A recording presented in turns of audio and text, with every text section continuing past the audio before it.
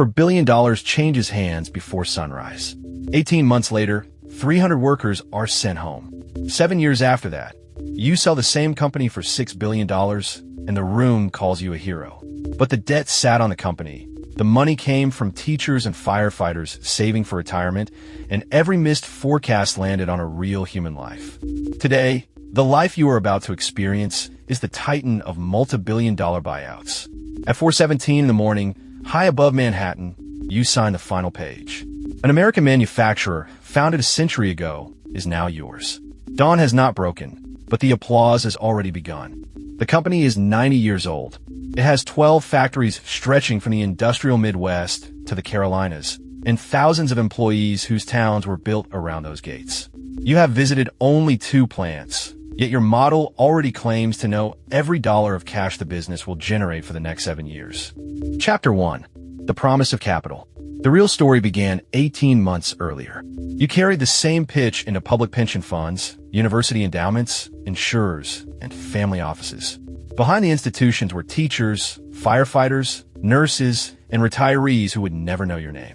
Your promise was simple. The money would return as a much larger number. Once the auction opened, hundreds of files flooded the data room. Lawyers searched for lawsuits and environmental liabilities. Consultants priced union contracts, healthcare costs, and every warehouse on the map. You searched for the part everyone else was afraid to own, but you believed could still be rebuilt. Chapter 2. The Price of Leverage. The banks are willing to lend you $2.5 billion. That lets a smaller pool of fund capital control an enormous asset, while most of the debt lands on the company itself. Every monthly interest payment becomes a countdown that can never be late. Leverage works like a magnifying glass. It enlarges the return, and it enlarges every mistake. When a company rises, equity gains accelerate. When cash flow falls, debt consumes the safety cushion first.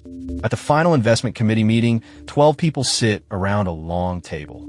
Every model points toward a spectacular return. Then one partner closes his laptop. "You're not buying a company," he says. "You're buying a crisis. If a recession arrives, if the union walks out, or if one giant customer leaves, who will carry the mistake?" You vote yes. Not because the risk has disappeared, but because this industry pays you to make uncertain decisions look inevitable while the danger is still alive. On the morning the deal closes, the financial press calls you a Wall Street genius. In the factory towns, the local headline uses a different phrase: new owners. You know better. You did not buy a company.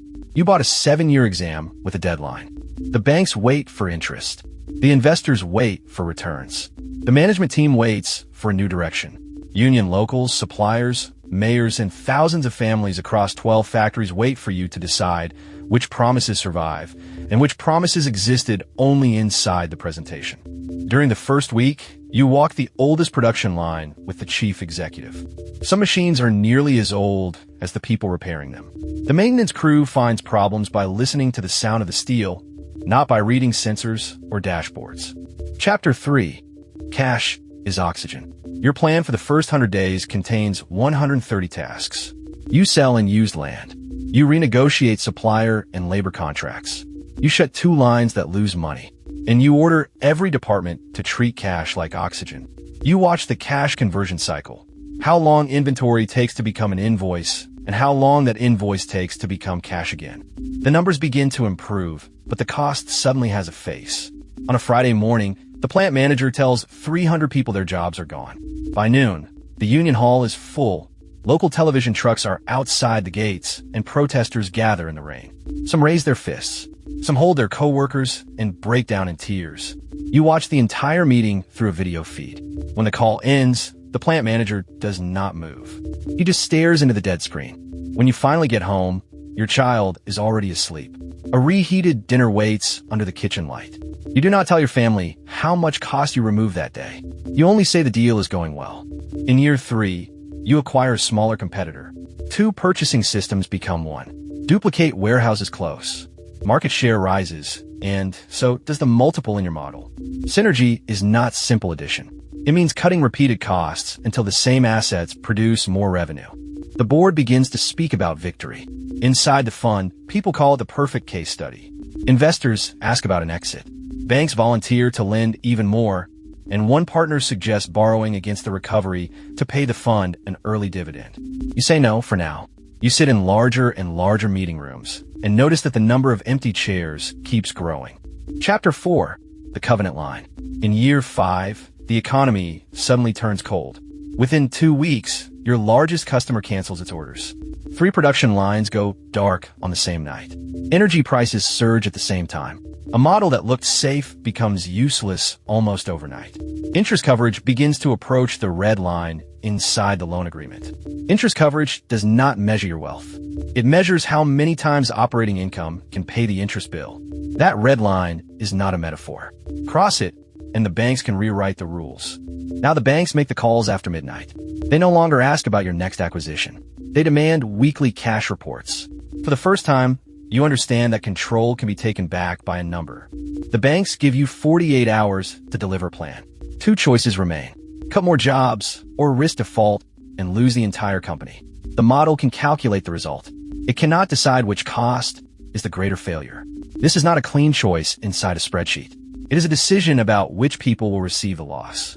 You fly to the largest factory. As you enter the employee meeting, the boos arrive before you do. Union leaders sit in the front row. A local television camera is already recording. One worker asks about your bonus. Another asks whether the company will still exist next year.